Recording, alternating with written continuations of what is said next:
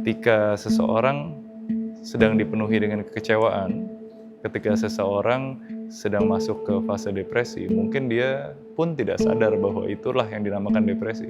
Karena depresi itu seperti spektrum, dia menarik perlahan-perlahan sehingga seseorang berubah sifat, berubah sikap, dan berubah situasi keadaan mentalnya tanpa disadari.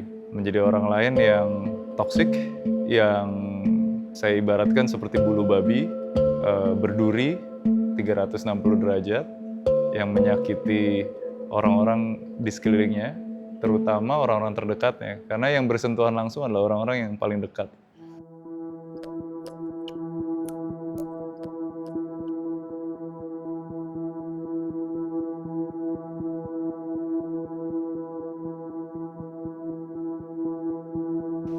Nama saya Ricky Tan, saya founder dari Tan Group Indonesia.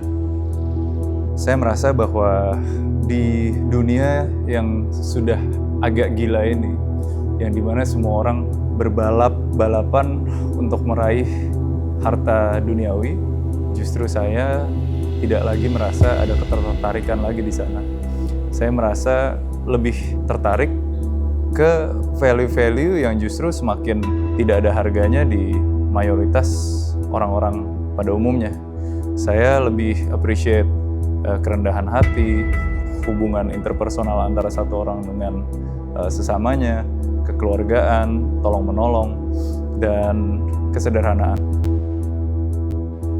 Jadi tahun 2022 itu saya mengalami depresi yang cukup dalam, yang sebetulnya didasari bukan karena ada sesuatu yang buruk terjadi, tapi mungkin karena ambisi saya terlalu besar.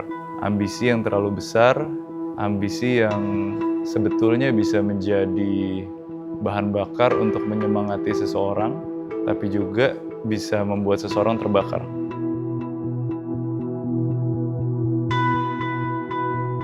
Alih-alih saya bersyukur, saya banyak kecewanya. Kecewa terhadap keputusan-keputusan saya yang pernah saya buat yang kurang tepat. Kecewa terhadap sesuatu yang tidak bisa saya kontrol. Kecewa terhadap kesialan-kesialan, kebetulan-kebetulan yang tidak mendukung saya atau ambisi saya. Itu situasinya di 2022. Saya pernah menjadi orang yang mungkin bisa dibilang kasar, lebih mengejar efisiensi dan impact yang memberikan result dan goal yang terbaik dan tercepat. Ricky Tan yang sekarang mungkin merasa bahwa itu bukan menjadi prioritas utama, tapi relationship, interpersonal relationship, dan menjaga perasaan orang lain itu juga menjadi hal yang sangat penting bagi saya sekarang. Jadi itu adalah perubahan yang menurut saya sangat drastis ya, dari seorang Ricky yang sangat ambisius versus sekarang seorang Ricky yang sangat stoik. Tidak bahagia, hari itu tidak bahagia sekali. Bangun tidur yang biasanya seseorang tuh seharusnya memiliki, hari ini saya harus ngapain.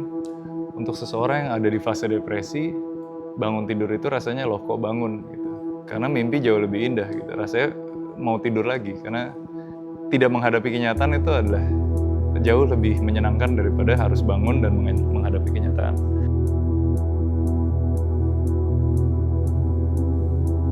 Ego seseorang yang sedang depresi itu menutupi akal sehatnya untuk menunjuk diri sendiri atau mengakui bahwa kesalahan itu sebetulnya ada di diri sendiri. Jadi tentunya udah dicari-carilah dengan solusi eksternal, apakah itu shopping yang berlebih dan lain sebagainya. Tapi itu tidak ditemukan gitu. Jadi pada suatu hari salah satu orang yang berperan penting dalam saya bisa bilang kesembuhan saya hari itu adalah mentor saya yang sampai hari ini orang yang sangat saya hormati, Kanda, yang sampai hari ini saya panggil Kanda. Ya beliau yang membantu saya berjalan kembali istilahnya menterapi saya untuk bisa sehat kembali secara mental.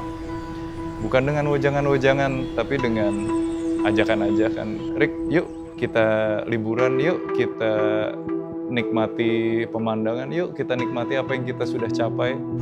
Jangan kita terus-menerus lihat ke atas, nanti malah kita kesandung. Itu yang saya masih ingat banget, itu yang Kanda selalu ajak saya untuk lakukan. Itu mengajak saya untuk menikmati pencapaian kita, bukan menyesali apa yang kita belum berhasil raih. Disitulah saya diperkenalkan ke Morgan.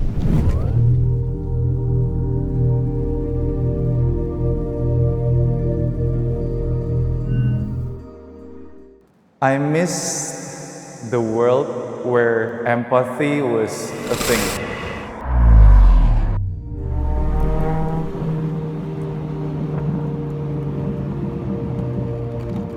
Sekarang semuanya dikuantitaskan dengan mata uang.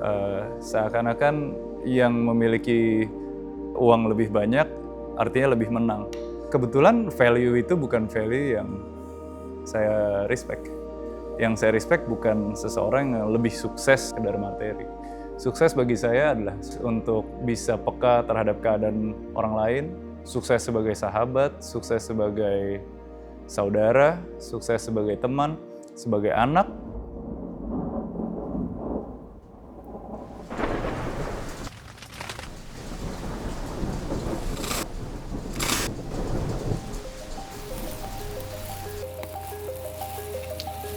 Ternyata menjadi orang yang sukses secara materi tidak harus menjadi orang yang greedy, tidak harus menjadi orang yang mengecilkan value-value lain di luar materi itu sendiri.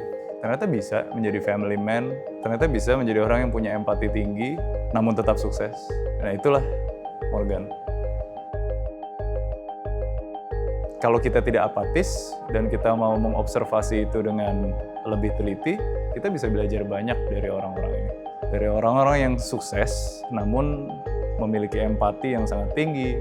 Artinya sukses itu tidak harus kejam. Sukses itu tidak harus greedy. Sukses itu tidak harus apatis terhadap keadaan orang lain. Orang-orang yang seperti itu kebetulan dipersatukan di klub ini, di klub Morgan.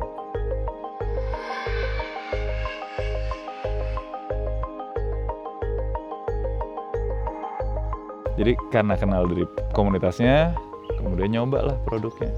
Waktu itu saya ingat banget, saya test drive, terus karena saya jalannya itu salah arah lah, intinya saya harus melakukan putar balik.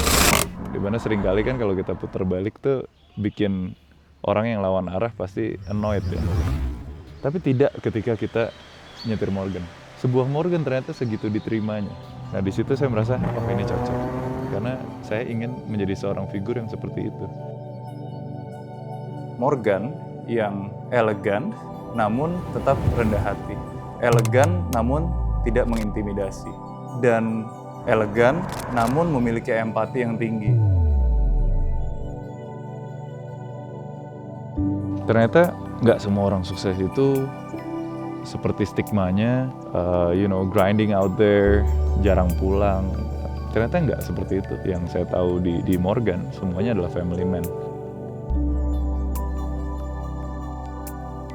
Saya merasa bahwa Morgan ini tidak hanya sekedar produk untuk saya. Kalau buat saya, menyetir itu tidak pernah tentang menang-menangan atau ego-egoan. Ya mungkin itu yang mendefinisikan karakter saya ya, sebagai manusia, sebagai seorang individu, sehingga itu tercermin juga di mobilnya. Saya nggak pernah nyari menang, saya nggak pernah nyari dulu-duluan, saya nggak pernah rebut-rebutan jalan gitu, karena menurut saya menyetir itu harus dinikmati, dan apa nikmatnya dari keributan gitu. Berawal dari kehadiran Morgan di dalam hidup saya jadi mendapatkan akses untuk bisa melihat dengan dekat, mengenal, bertanya, dan mengobservasi figur-figur yang jauh lebih sukses daripada saya. Lagi-lagi bukan tentang materi, tapi sukses dalam berkeluarga, sukses sebagai ayah, sukses untuk membalance hidupnya antara pekerjaan dengan materi, sukses dalam hal-hal seperti itu yang menjadikan seseorang lebih dewasa.